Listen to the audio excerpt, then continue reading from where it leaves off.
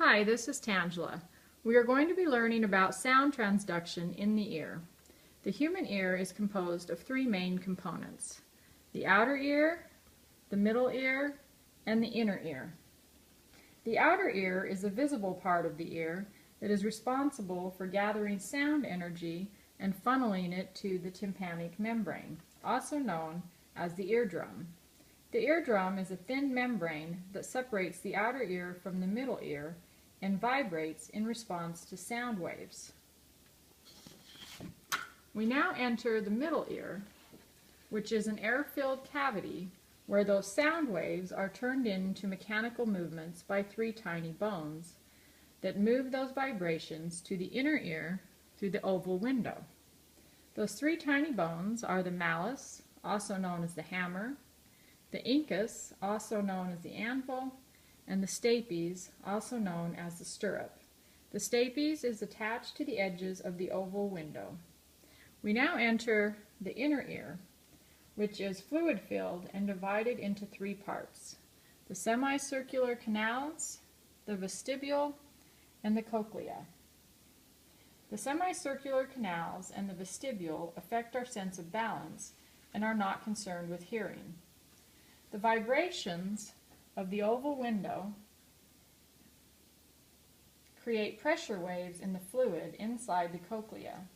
This fluid is the perilymph, and it resembles cerebrospinal fluid and flows between the bony and membranous labyrinths. In the membranous labyrinth is a fluid called endolymph that contains electrolytes. The cochlea is spiral-shaped and resembles a snail shell. Inside the cochlea are receptors for transduction of the mechanical wave into an electrical signal. The basilar membrane is a mechanical analyzer that runs the length of the cochlea, curling towards the center. If we take a closer look inside the cochlea, we will see that it is divided into two canals that are separated by the basilar membrane.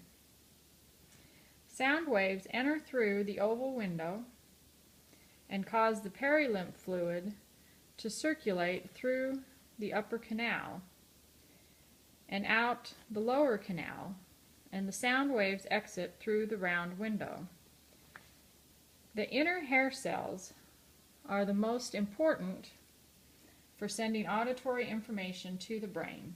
They are indirectly connected to the basilar membrane.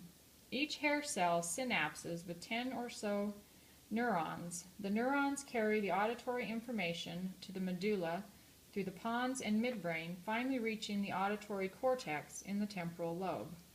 The pressure waves in the perilymph distort the basilar membrane on their way to the round window, which causes the hair cells to vibrate against the tectorial membrane.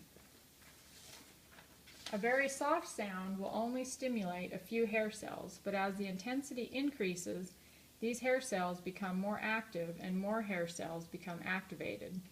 The movement of the perilymph leads to the displacement of the stereocili. Each stereocili is connected by an elastic filament called a tip link. Stretching of the tip link causes potassium ion channels to open, and potassium rushes into the cell, depolarizing the cell.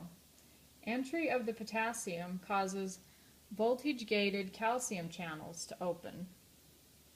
Calcium influx triggers release of glutamate, which is a neurotransmitter, from vesicles at the base of the hair cells.